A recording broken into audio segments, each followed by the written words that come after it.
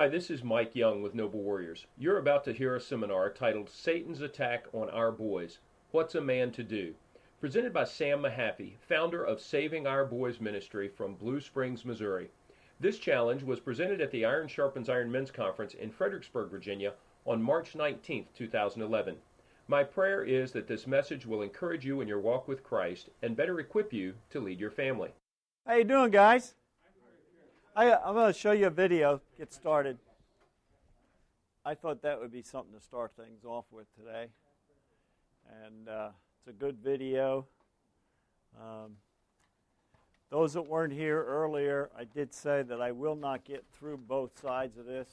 I'm just telling you, front up, we're not going to get through it. So just know that in advance. But guys, I had somebody. How many had their boys in here this morning that you know? So 2 of you. Wow. Those other dads need to be in here. Boy, could I tell them some things. No, not really. I wouldn't talk out of school. But it was a good session this morning. And this session basically is not called what they have on the board out there. This session is called Hope in Their Fractured Worlds, the fractured worlds of our sons and where they're living today. And we're gonna take a look at some things, and we'll just see where it goes. And I do want to try to make sure I give you a few minutes at the end for some conversation and that kind of stuff. So let's just get started. Let me start this way. There was a student who asked his teacher, this is the question: what concerns you most about my generation's future? What are your concerns about your sons, grandsons, nephews' future? What concerns you most? Anything? Legacy. Okay. What else? What concerns you most? Moral day. Yeah. Safe and secure world. Oh yeah. Somebody else. Safe and secure world. Just the way things that were good are now being called wrong or evil, and the opposite is true. Things that were called evil are now good. Basically are okay. Yeah. We're forgetting that the people that are in government now won't be there forever, and our children will be in there, and what they'll have to face the immense that we're leaving them now. Yeah. Now you're being political, brother. You have to talk to your pastor here. There's no political things. No, I'm just kidding. No. I'm kidding. I'm just kidding. But listen, here's what that teacher said. This is the student and the teacher question and answer. Here's the answer. I'm worried about your loss of innocence.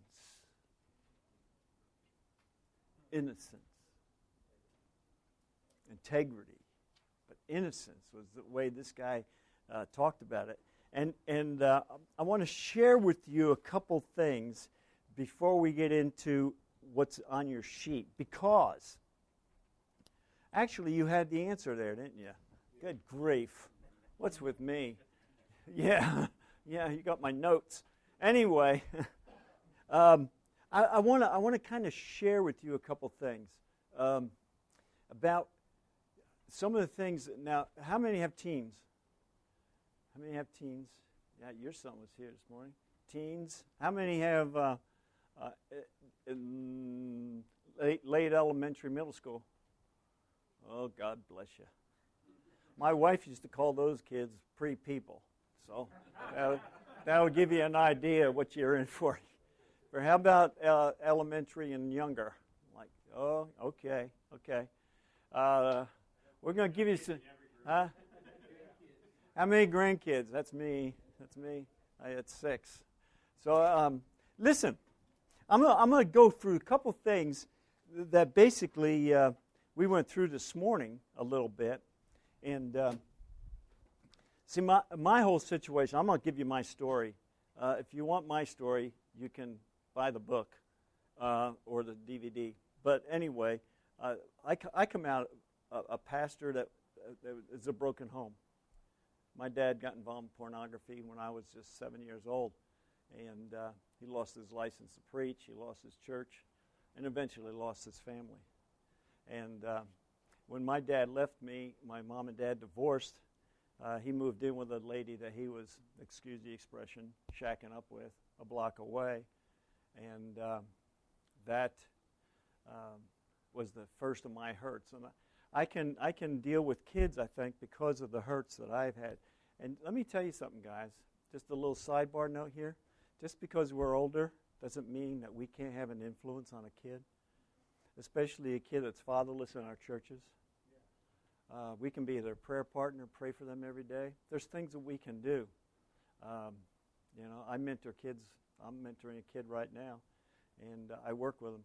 Believe me, you have a story. My story is that my dad left, and when he left, if I passed him on the street, he would not even wave back. I mean, when I lost my dad, I lost my dad. It was like a death in my family, and it hurt me deeply. And but that's just a sidebar kind of thing. But basically, see, our kids have lost their innocence, man. And it's basically, it's because of the internet. Our kids, your sons and your daughters, I talk mainly about our boys because I think we're losing our boys, and so does secular world, by the way. New York Times, 2 or 3 weeks ago on a Friday, had an article in the New York Times about where have all the good men gone? Where have all the good men gone? And I've got a quote on that. Where have all the men gone? Go to New York Times and type that in. Where have all the men gone? Listen, between his lack of responsibility and an entertainment media devoted to his pleasure, every pleasure, today's young man has no reason to grow up.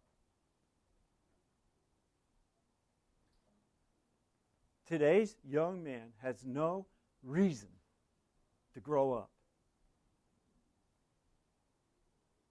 See, what they're saying and what this whole thing is, basically, our boys are into their things, man.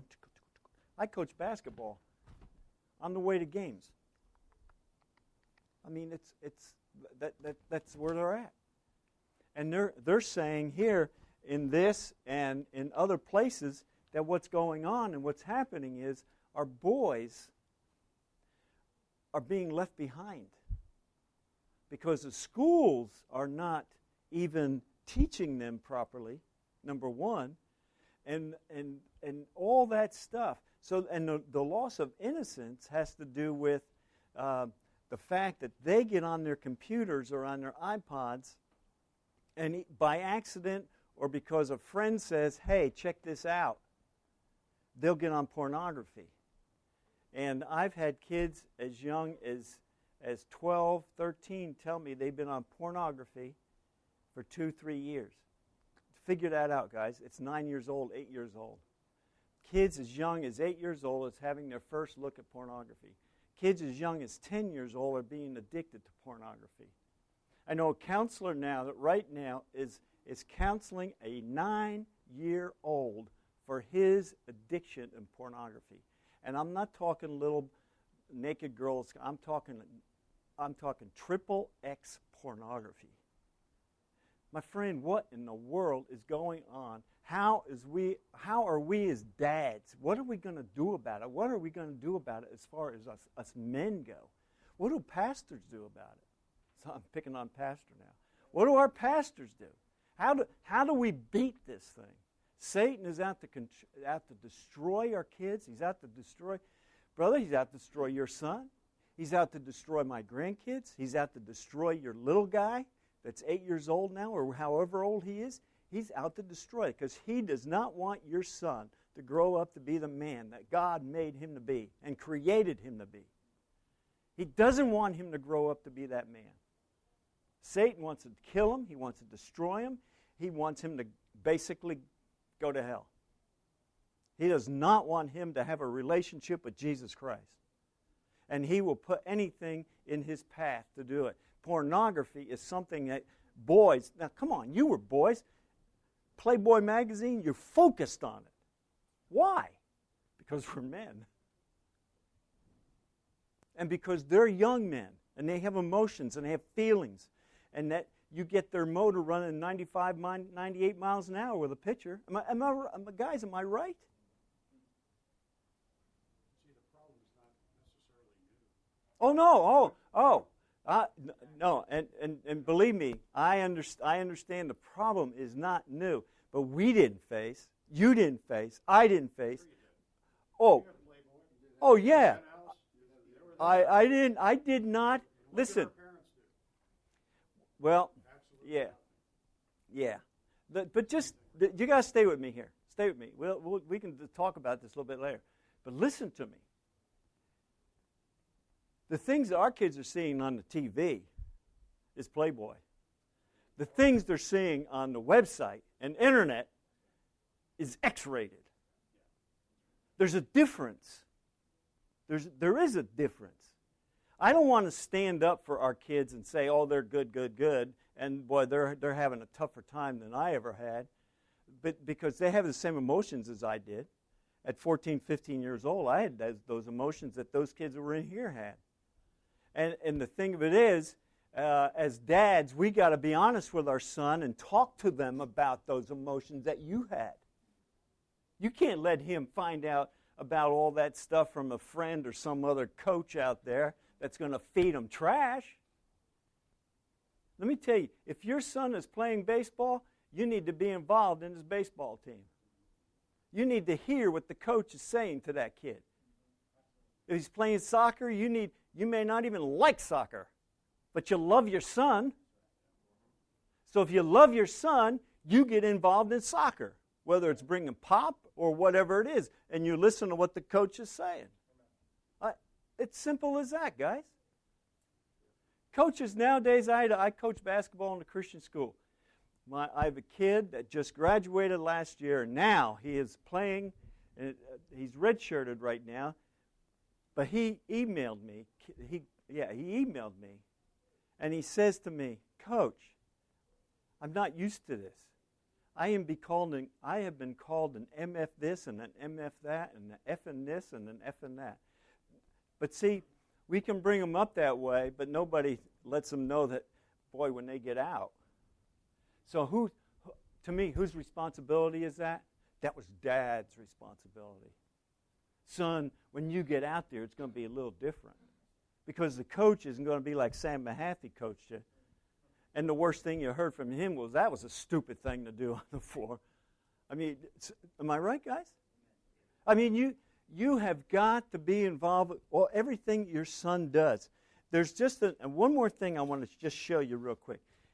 Get on the website for the Boys Initiative if you want to learn some really stuff. Boys being bullied today like you would not believe. Do you realize that over 100,000 kids are staying home from school every day because of being bullied? And they don't tell their teacher, they don't tell their parents, because they're afraid of what's going to happen if they tell. You need to hear and listen to what your son is saying and what your daughter is saying. The cyberbullying is unbelievable what's going on. And I'm just saying all this, guys, just to get you.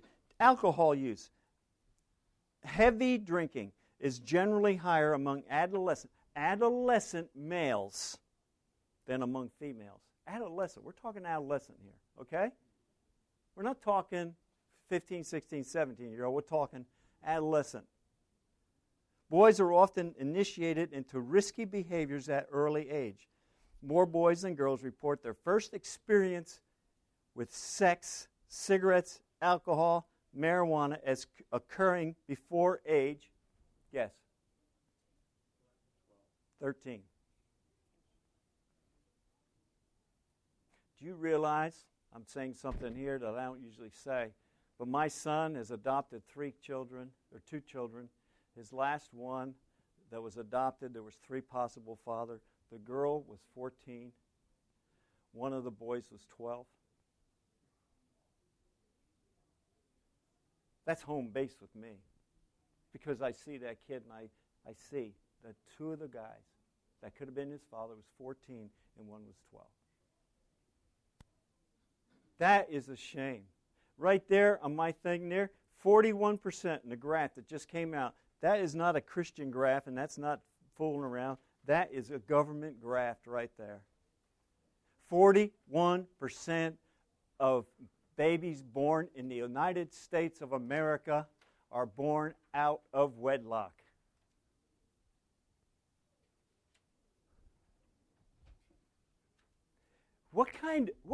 If we don't, and if you want information on this, you can see me after and get all the information. If we don't, as dads, stand up to the enemy and say, I have a message that is man up, man up, man up, clean house, defense, pray hard. Clean up, clean your house. Clean up your house. We have got to watch what our boys are watching on TV. Shut it off.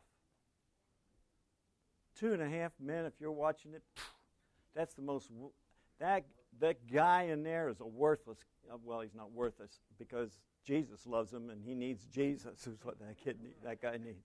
He needs him bad. But let me tell you, that show is not the kind of show that we need to sit around as a family and watch. Even cartoons. Well, the cartoons, they are not what I grew up with. Roadrunner and all that good stuff, you know. I'm ready for Roadrunner. That's some good stuff. But anyway, check out the Boys Initiative, guys. Check it out. And when I speak to boys in this venue here, ISI, the number one problem they're facing, guys, is pornography. That's the number one problem they're facing. And guys, we're gonna talk about this in a minute. Porn is looking for your children. Porn is looking for your children. And boys are visibly receptive and ready to be sucked in. When it pops up on the computer, bingo. They want to see more, or maybe a friend tells them. It doesn't take long before that boy is hooked on porn and spends more time and more time looking at it. A good reason for you not letting your son have a computer in his room. Period. So you're a mean guy. Be a mean guy. We don't need to be pansy dads. We need to be strong dads. If this is right, we're going to stand up for it. If it's wrong, we're going to say no.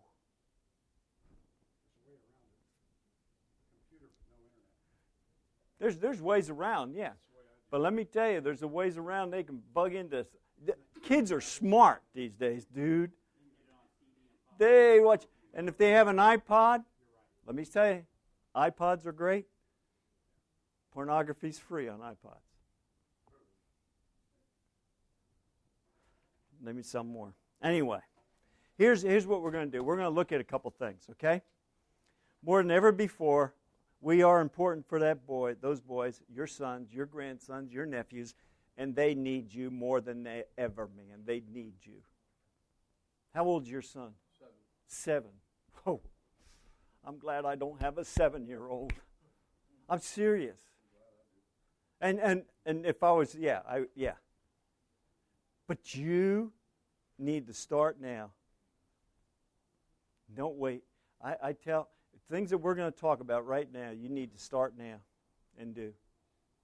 Because you know what?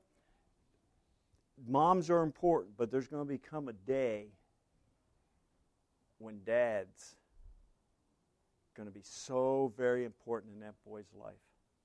And it gets earlier and earlier. It's not 12 or 13 anymore. It's 8, 9, 10 years old. That the questions, if you listen and you build that the rapport with your son and allow him to speak and you to listen without you getting so angry. See, that's what it is, man. Sometimes we hear him say some things, and what he's doing is reaching out, and he needs your love, and he needs your attention, and he needs to talk to you about it, because this is what's going on in school, and this is what his friends are doing, and this is what's happening. When he walks into somebody's house and it's on the screen, what does he do? What do I do, Dad? What do I do? You need to be available for him and talk to him. You need to pray with him. So the first thing I want us to look at, what in the world's going on? And okay, what's a man to do? What's a dad to do? What's a dad to do? Love your son. 2, I want to start there. Love your son. Love your son.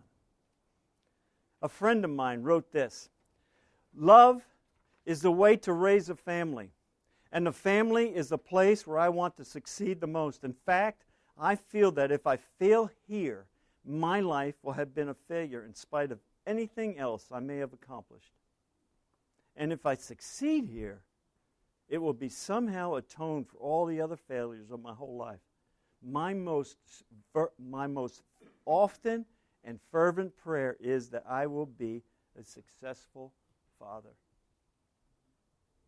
God help these guys in this room to be successful dads.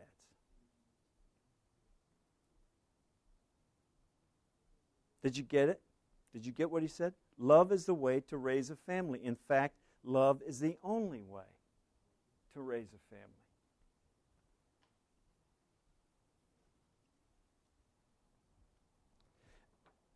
I was going to read something, but I'm going to skip it just because of time.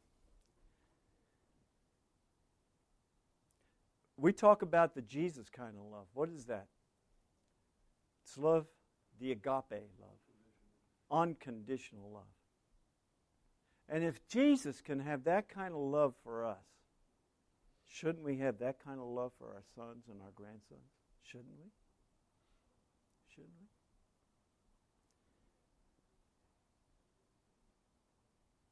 Jesus' love was beyond retrieval.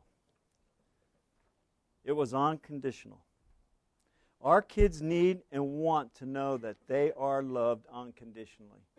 They do. They want to know that.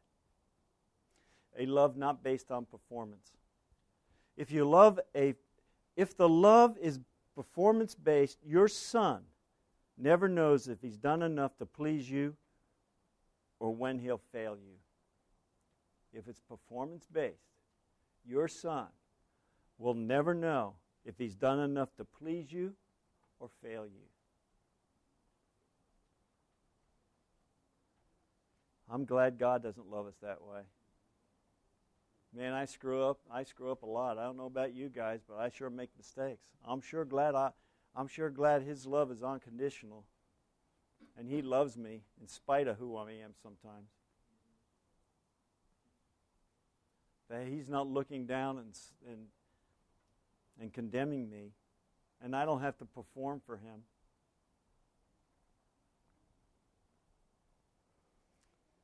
You see, unconditional love says, I love you no matter what happens. I may not be happy with something you've done, but that has nothing to do with my love for you. That has nothing to do with my love for you. We had a situation in our home where one of our boys going to a Christian school in Kansas City and was running up the stairs, and there were some girls in front of him, and how do I say this? He was in 9th grade and 8th grade, and he goosed her. And the school counselor called and said, your son just some of these Christian schools, these guys, they just didn't know how to quite tell us that our son, kind of pinched a girl in the backside, and finally got it out of him. And he says, "What should we do? We have nothing in our rule book about that." And I said, "Well, what do you think you should do?" And he says, "I think 5 swats." And I said, "Well, that's pretty good.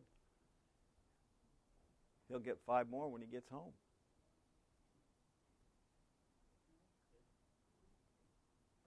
We were supposed to go to a basketball game that night. We had promised them I'd take them a week ago. So this is what happened that evening. I gave him 5 swats. I was gentle. Mama was the hard one. I was the gentle one. But I gave him, told him I loved him, and walked out of the room. We ate dinner. And here's what happened. I got ready to go, thinking he was getting ready to go. He felt like he had done something so bad that Dad wasn't going to take him there.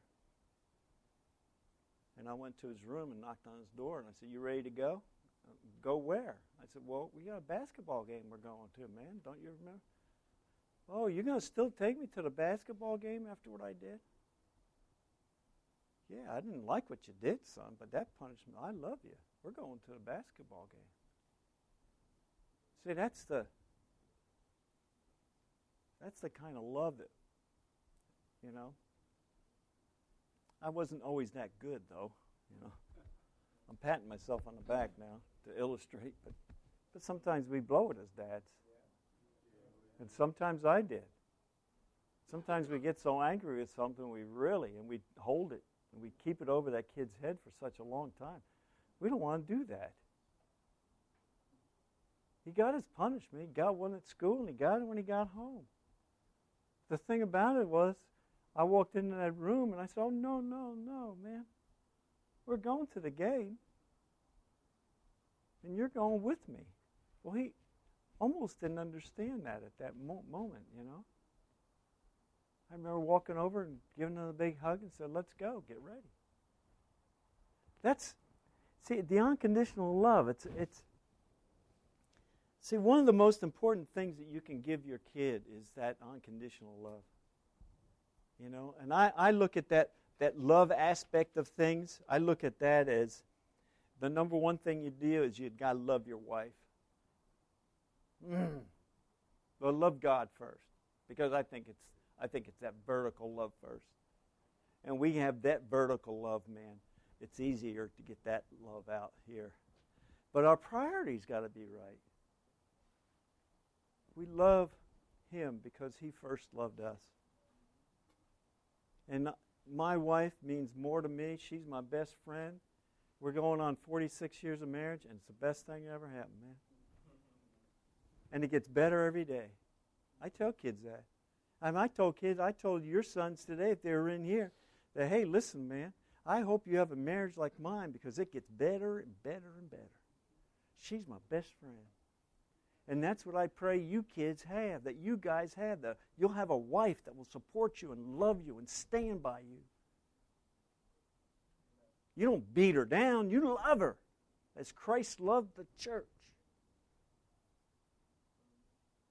And you got to love your wife, kiss your wife, hug your wife. We were a touchy-feely family, And I remember hugging my wife and kissing on her neck, and she'd go, "Oh, you know how women, And then she'd go, and the kids would. Here's what we hear from our kids. "Oh, Dad, what are you doing? Take it to the bedroom, will you?" Yeah.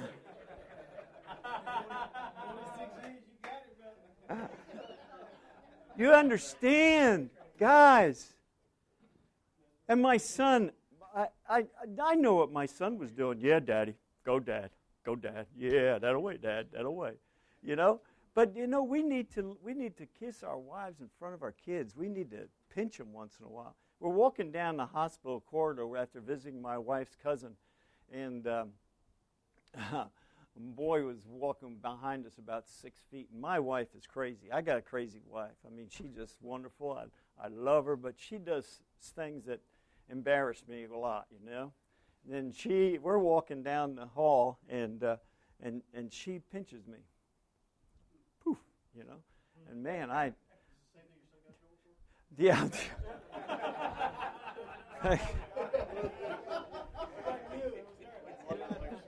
It was reversed, dude. It was reversed. It was a reverse pinch. But anyway, yeah. I tell you, man, he said, oh my goodness, that was after. I think I got 5 whacks when I got home. No, or she did. My wife got 5 whacks. But anyway, look, I mean, you know, my kid's back there going, what in the world are you doing, Mom? And he's looking around, see if anybody's in the hallway. And I'm looking around to see if anybody, and I'm going, Darlene, what you doing? She said, I love you.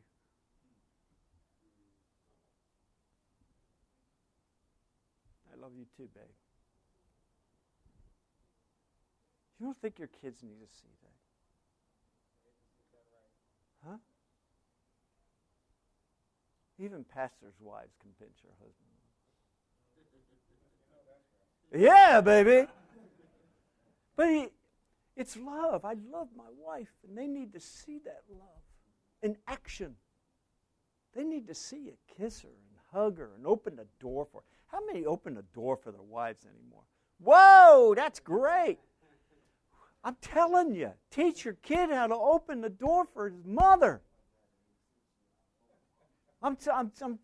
Guys,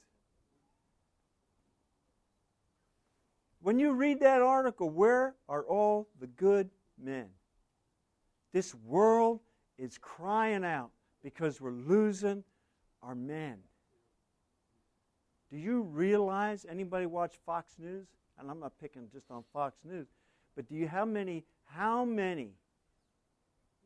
people come on board on Fox News when they bring some sort of a explanation of what's going on in the world? It's a woman, isn't it?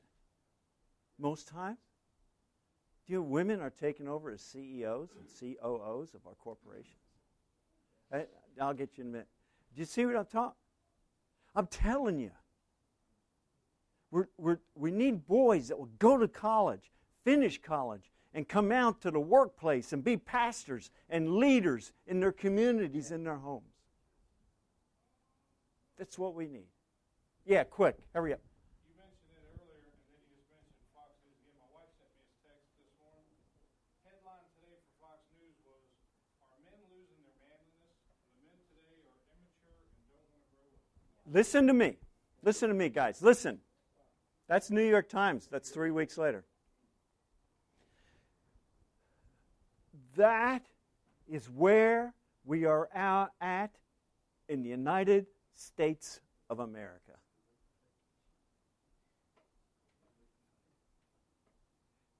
Whose responsibility is it to grow up men? It's ours. Now, what about, can I ask you one thing? This is a sidebar, and I don't have a whole lot of time, but here's a sidebar. What about that boy that's sitting in your church and that mom that's sitting in your church, your church, right? Pastor, you're with me? That mom that's sitting in your church every Sunday morning and has a 10, 11, 12, 13-year-old boy, that she is praying and longing for a Christian man to step up and say, I will mentor you, son. I'll take you to the ball game, son. Do you hear what I'm saying? I'll come to your church and speak to your men about that. I'm serious. We need men, old guys, and young guys. And guys that have sons and they're raising them, they can't mentor a kid because they got their own. But guys like me and you have a son. I'm telling you. And here's what you get, Pastor. Well, I'm too old for that. No, you're not. Because you got a story to tell. You got a life story you can share with that kid. You got a life story, and before you know it, it may be 2 months, it may be 3 months down the line, you'll be sitting at McDonald's, and that kid will start crying in front of you and start letting all that anger and hatred out and saying and telling you how he hurts so much because his daddy's left. See, he needs that. And you can sit across from him at McDonald's, and you can cry with him. See, I think we need to shut up and listen sometimes. It's like coming home from work and your wife is talking to you, blah, blah, blah, blah, blah, blah. Yeah, that's what I hear, blah, blah, blah. And she's trying to talk to me, and then she gives me this. You've heard this before. You're not listening to me. Yeah, I am. What did I say? Could you give me that again? Yeah. Could you give me that again? Okay, I'll give it to you again. What did I say? I don't know. See the difference. Here's the difference. Because I was listening, but not with my heart. See, we need to listen to our wives with our heart. We need to listen to our sons with our heart, our daughters with our heart. We need to listen with our heart. Even when a brother is going. I mean, I don't know Lee, but what about church Sunday when we bounce off each other and our brother says, I've had a really tough week, man. It's not going good. What do? We bounce off of them. And we go to lunch. And we've told Lee that we'll pray for him because of what he's going through. And you know what? I know nobody in this room is like me, but I've already forgotten about Lee when I'm eating my dinner.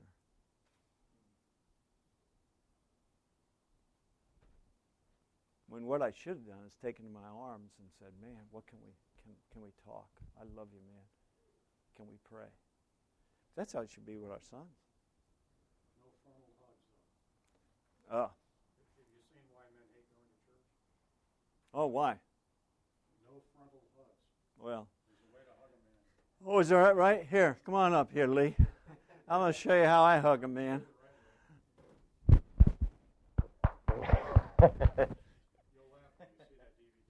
Well, you know what? We got to move on, I know. I got, 45 minutes left? Well, not quite, about a half hour, I guess. What do I got, till 3:30? Is that right? 3:15. Oh, my goodness, let's go. Here's another one. What do we do? Let's build a relationship. We need to love them. We need to build a relationship. Guys, we need to build that relationship with our son that is so tight and strong. And when he's 5, 6, even before that, years old, we need to build that relationship. Start then. Don't wait till he's 13 or 14 because then he's cold. It's too late. In this world we live in, somebody's gotten to that boy early, man. You need to be it's not you're his friend, you're his dad.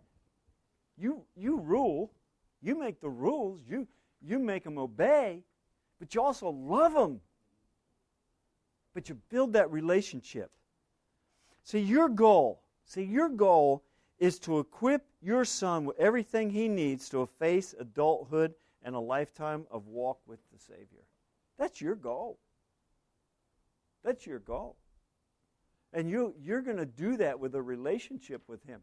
Build that relationship. Build it strong. That boy needs you to help him become the man that God made him to be. See, he jumped out of your wife's womb. Well, he didn't jump. He pushed out. Your wife's womb. And there you're holding your son, or your grandson. I remember holding my grandson, man. I wept, man. Oh, man. What an awesome responsibility God has given us as men. To raise that son. To be the man that he created, made him to be. And when he gets to be 12, 13, 14, 15 years old, forget it, Jack.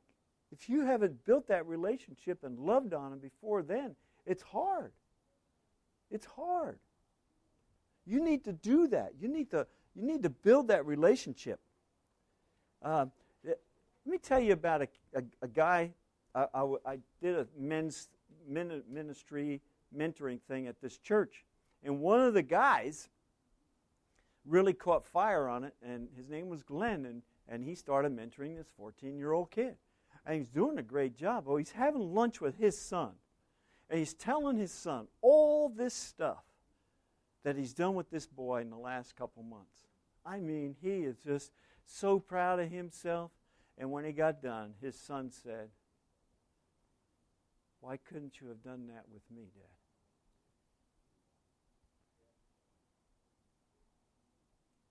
Why couldn't you have done that with me? When I heard that story from Glenn, I just, wow. Imagine that guy sitting there with his son having lunch, and that guy, "Why didn't you do that with me, Dad?" See, you don't want your son saying that down the line. You want your son saying, "Hey, Lee, hey, Dad, why weren't you there for me? You're there for your grandkids, but how come you weren't there for me, Dad?" You don't want that. The relationship, love and relationship. You got to build that relationship. Relationship with Jesus Christ. Relationship. Okay? Build that relationship. And don't lose your son to workaholic habits, guys. Take him to work with you. Make him work. Don't lose him to workaholic habits. I had a kid in this room this morning that told me, with tears in his eyes, that he can't talk to his dad.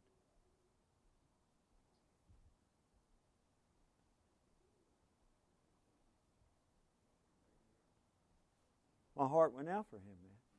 But you know what? In that room this morning, there were other kids, the same thing. Don't get so lost up in your work or your ministry where you forget about your son.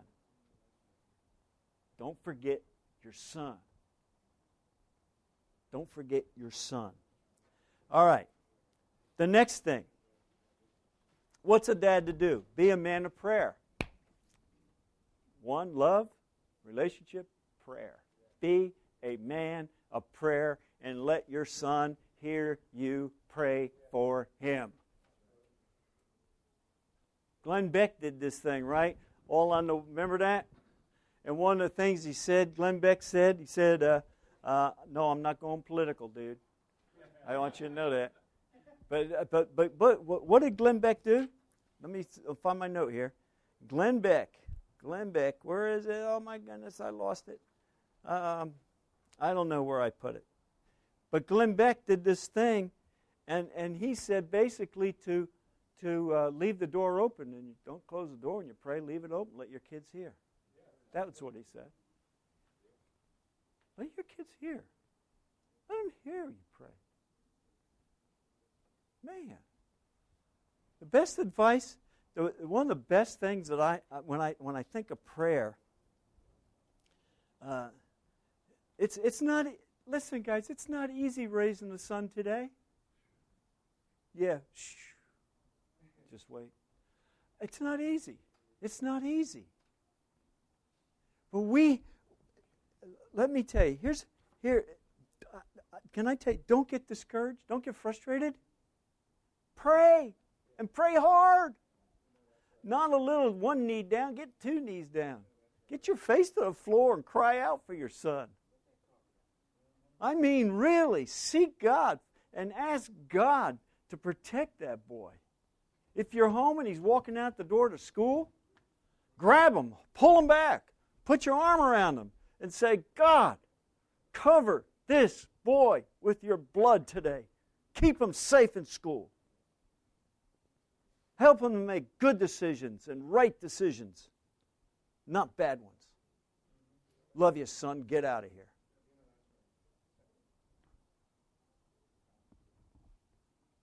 I mean, come on. Pray that God will help you multiply your efforts. You can only do so much, but God, multiply them through me. If I give him 10, God, would you make that 50 in his eyes? If my love for him is a 10 spot, make it a 100 spot in his eyes, Lord. Let him see. I want to be his dad. I want to multiply your efforts. Pray that God will give you the right words to say. Oh, my goodness.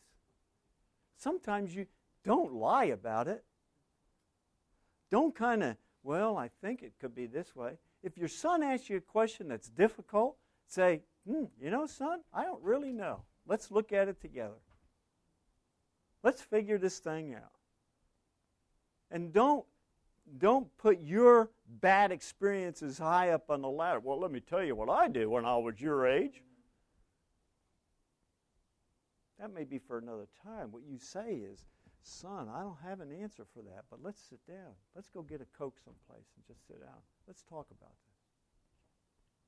Pray for wisdom. Oh. And pray for discernment that comes from God. Let me tell you with David, one of our boys. David just had a little baby. He's 8 months old. And David was our last. But David brought us the most toughest time. Drugs. And his mom and I wept many nights for David. And I prayed for discernment, God. I prayed, God, show me where those drugs are. I can't find them. They're in this house, Lord. I know they're in this house. This house is mine. See, there's the other thing. That's your house. David threatened us. You let me come in any time I want, and I'll stay here and live with you.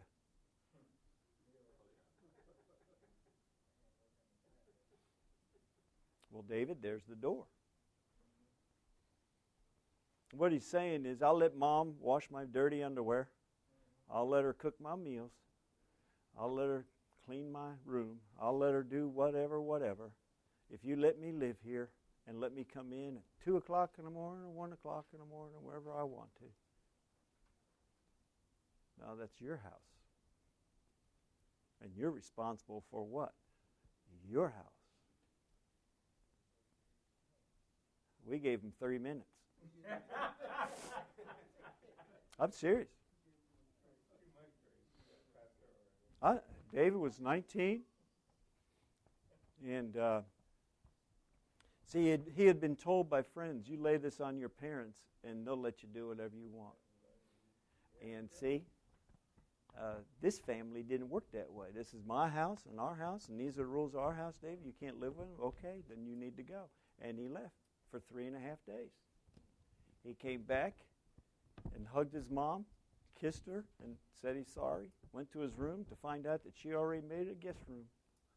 You know that's right. I've been trying to get me a steady. Now you may think, well, that was terrible. But you know what it did? He grew up that day. He understood that he was a guest in that house. And yes, she did wash his clothes and she did cook for him and whatever. But the whole attitude for Mom and Dad with him and us changed that day. He wept on our bed that night for 3 hours. 3 hours. He told me and my wife that he was fighting for his life that night. He said the enemy was after him. He said, I had a battle with Satan. But he came home. He loves the Lord. He's going to church, and he's married, and he's happy, and if he was telling you, see, what happened was, I started with the thing about the prayer, discernment. I walked into his room, guys, with him sitting on his bed, and went directly to his drugs. It was only God. All his paraphernalia and his drugs. And I said, these are out of my house. And to this day, he's amazed that happened. And it's God. It's God. Ask God for discernment, guys. You know, here's something. Man is never so tall as when he kneels before God, never so great as when he humbles himself before God. And a man who kneels to God can stand up to anything. Let me tell you, you need to pray because we are powerless. Listen to this, guys. We are powerless when we are prayerless. We are powerless when we are prayerless. And we as dads and grandfathers today need the power of God to face what the enemy is attacking our families with, our boys and our families and our homes. We need to be like King ISI, I think is in 2 Chronicles 14. We need to clean house. We need to make sure all the junk is out of our house. And we need to build walls of defense around our houses. Read 2 Chronicles, I believe it is in 14, about King Asa. He cleaned house, man.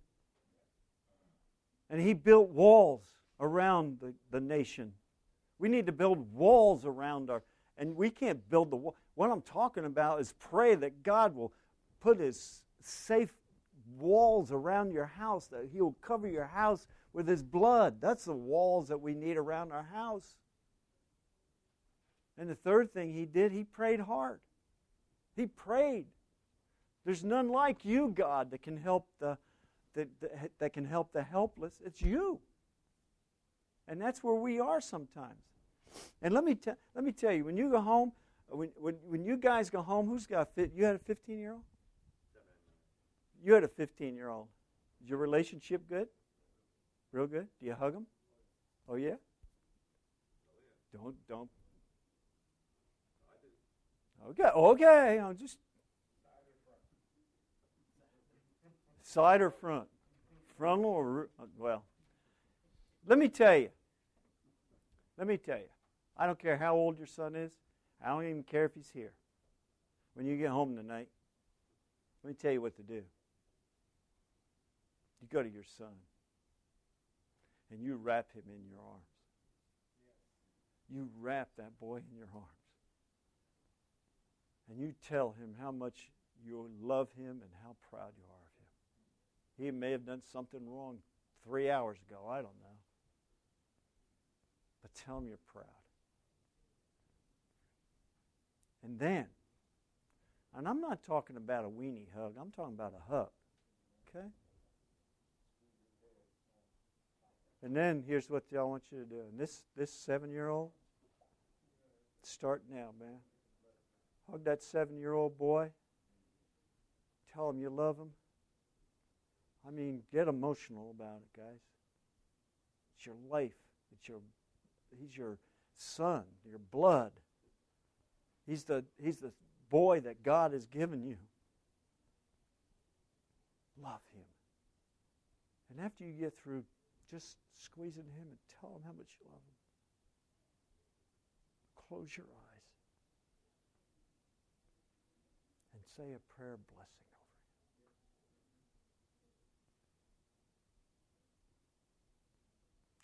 him. It doesn't have to be anything great and wonderful, these and thous and thouses and whatevers and all that stuff. All you pray is that God, would you take care of my son? Would you protect him? Help me to love him more. Help me to be the dad he needs in his life now.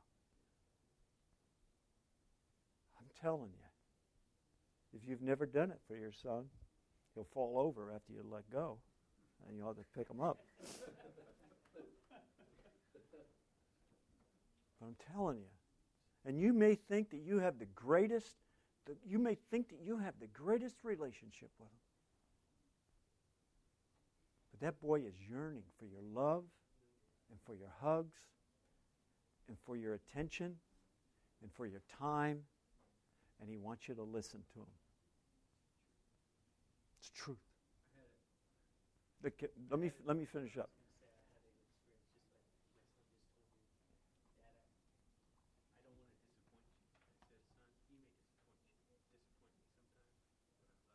There it is. There it is right there. Yes. So, you know what I'm talking about? You know, the last thing, and then let me get through this. I let your son hear you pray. Let him hear you pray for him. I'm serious, guys. You know what I used to do? One quick little thing here. How many go to work real early in the morning? Your kid's still asleep, and okay. Let me tell you. You may think this is the most corniest, silliest thing in the world. I travel a lot, and I'd have to go to airports early in the morning, come back late at night. If I'm coming back or going out, here's what I would do. I would go into my son's room and my daughter's room. I would touch them on the arm. I would rub their arm. I kneel down at their bed. And I would say, Sean, I love you, son. And I'm proud of you. I mean, it's not easy when your son is 7 and he's drooling and stuff's coming out of his nose and he's like this. But you overlook that. And you just fill that room. Fill his room with your love and God's love. You don't think God is not going to anoint that prayer and that time with your son? I just prayed that God would take care of him, protect him. Fill that boy's room with your love. Fill his room with your love. Not just a teeny bit, but fill it. Don't be loud. You don't want to wake him up. Sneak out of his room and go. And yet, one more thing about relationships, and I'm going to quit. I will quit. I will. In my book, my son, I got to read this because I believe in dinner times together. I really do. I think we're missing it today without having dinner together with our boys and our families. And you need to have dinner at least once a week or twice a week. I know it's busy. Forget the drive-through McDonald's junk. If you have to have a McDonald's, bring it home and eat it there. But have dinner together. It's the time in my family. I didn't have that growing up. I didn't have that. I was at my uncle's when I was 12 years old, when I first had my uncle come home from work and have dinner together with his son, who was 1 year old, and me and his wife. And I saw for the first time at 12 years old what it was like for a family to be together for dinner.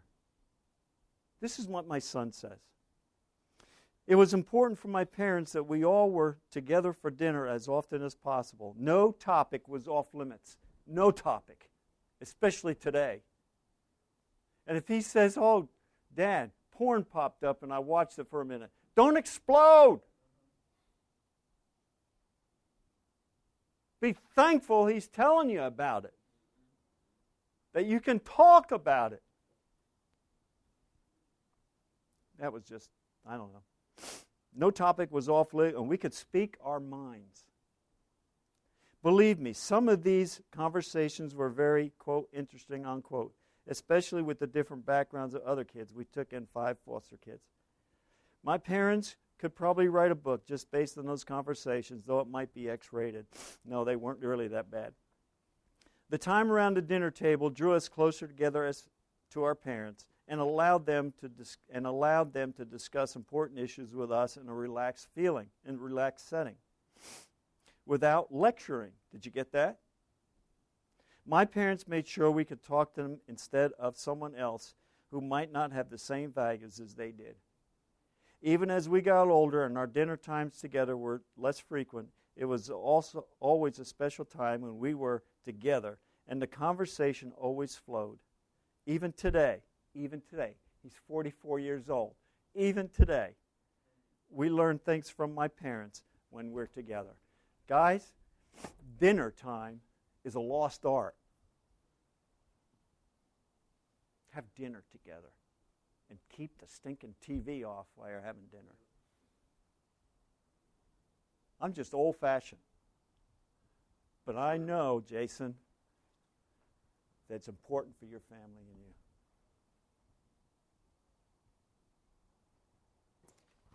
Us old guys, we know what's happened, don't we, Ron? All right, one more thing, really. Communicate and listen. Listen, guys, and let me tell you a story right here. A young man had just gotten his driver's license and asked his dad about driving the car. His father said he'd make a deal with his son.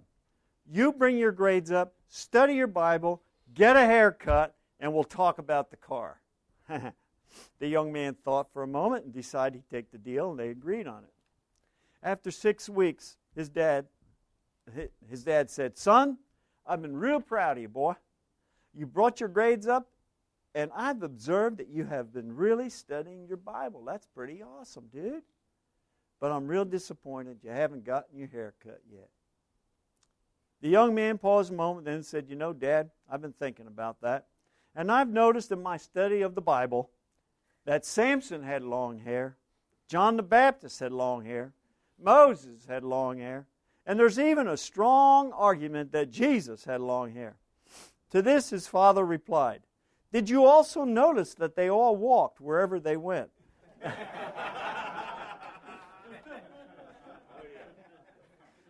Now that's communication. You need to get that boy talking, and you need to let him talk. He needs to talk, and he needs to he just needs to talk. They need that time. It's not easy for men to listen, and it's not easy for boys. Your goal is twofold here, I think. Listen to me. Number one, make it easy for him to talk. Number two, keep your expectations low. Find a place that is comfortable for you and your son. Go out for pizza, Coke. Just talk. Whatever it takes, talk. It's important that you really listen.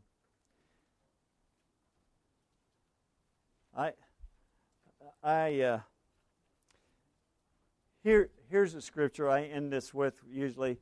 Sometimes when I'm listening, I'm too quick to interrupt. Anybody like that? Yeah. I rate 2 hands for that.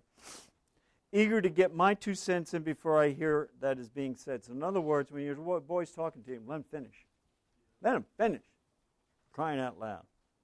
Proverbs 18:14 says, "He who answers before listening, that is his folly and his shame." The Message puts it this way: answering before listening is both stupid and rude. So, let me just say, any questions or comments or any suggestions or things here? Any hands that were raised? You got anything now? I would just say a quick comment that we got to be careful that a lot of times we get our paradigm of fathering from how our fathers treated us. That's true. And we need to go from a biblical model of what fathering, and if we have to start today's day to start. And as a challenge, I would even say, look at the scriptures and see what it relates to even kissing. Because that's one way, if you want to look at a paradigm shift, we see that being gay or these negative ways where it's customary that men, fathers will kiss their sons. Not even just hugging, but see, so we have to change, we have to have a biblical view on how we're going to raise our families. We got to draw the line Right. in the sense that I'm going to teach my son how to have a healthy relationship where affection is, and he can still be a strong man of God as he grows up. My boys kiss me on the cheek, and I kiss them on the cheek. He's 44, and I am 70. I kiss my boys, my grandsons. Yep, kiss my grandsons. My grandson just turned 20, and But we just got to make sure we don't take it from the wrong. We look at the world and we say, yeah. we get this world view, but we should go to Well, yeah. See, I grew up in New York area, and I grew up in an Italian church, mainly Italian, 80% Italian. I mean, you know, the old guys in the Italian church, they used to come up to me and just give me a hug and kiss me on the cheek. And, it was nothing. Yeah. I was going to echo what the pastor said. I'm doing a program with my son's called Raising a Modern Day Knight. So Yeah, it's a good one. I would suggest you take a look at it because it defines biblical manhood. It's left up to Kevin Woods to figure it out. I'm going to mess it up every Yeah. day. And I don't need Oprah to tell me what it is. I'm just going to God's word. Yeah. That's that Raising a Modern Day Knight is really good. And that resource book that I put in there, Rick Johnson's a friend of mine. That is a real good book. That's a really good book. I highly recommend that. But Raising a Modern Day Knight is a real good program to get into. Anybody else? Huh? Yeah. One thing we need to realize too is our kids watch everything that we do. Oh yeah. So if we tell them something and they see us doing something else, I mean, because my son follows everything I do, so it makes you realize. It makes your words you say, everything is. He's going to mimic everything you do. So if you're not consistent with what you do, with what you say, then he's going to figure you're a hypocrite and not. That's right. Lose all credibility. If you're telling your son not to watch porn and you're watching it, you don't think your 12, 13, 14-year-old son? I know. I'm just saying. But I'm just saying. I mean, the TV shows. The TV shows. When you're walking down the street, if you're looking at women as they walk by, he's going to catch you on that too. Yeah. I mean, it doesn't have to be porn on the internet. It could be. Yeah. And a good thing that comes out of that, though, is the flow of repentance that our kids need to see us. Right. It works. Exactly. It works both Yeah. ways too. You Yeah. respect your wife, then he's going to grow up to respect the women too. But even if you talk bad about people, he's going to say, "Well, that's okay." Yeah. Why? And my son will question me on it. He'll call me on it. So Listen, in our home, there was no put-downs. Put-downs were not allowed in our home. We got tired of put-downs. And in fact, my son's letter in the book goes on to say there was no put-downs allowed in our home. We weren't allowed to put down anybody, especially family. Not ever. It just wasn't allowed. And those are things. And the other thing is, if you want, he's talking about having only eyes for your wife. Reminds me of a doo-wop song by the Flamingos. Are the stars out tonight? I don't know if it's cloudy or bright. But that should be our theme song as guys. The Flamingos. Go out and buy it. It's really good. And listen, I did bring books in. I've got a book. They're usually $10. I'm going to sell them here for $5. And this is the book that I gave each of your kids that were here this morning as a free copy of this. And I'm selling these for $5, 3 for $10, or something like that. But anyway, that's some stuff. And I knew that it's tight here, so I'm way down the hall, and I haven't seen hardly anybody. So I brought them in here. If you like one, and if you're out of work, you've been laid off, I would ask you just to take one with you. If I run out of them here, I got about 5 more at my table. Any questions? And God believes in you. That's what my message was, these kids. God, if you'd like to take one home for your son, come to my table. I don't think I have any here, but come to my table way at the end, and you can take one home to your sons. If they don't wear this stuff, I usually tell kids to put it in their car or someplace where they can see that God really does believe in them and God can't be wrong. I trust that this message has challenged you and motivated you to take bold steps of faith to advance the kingdom. We are thankful for the help and support we've received on these recordings from Morris Audio Consulting. Visit them on the web at morrisaudioconsulting.com.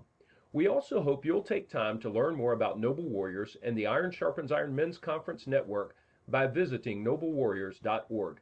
God bless you, friend.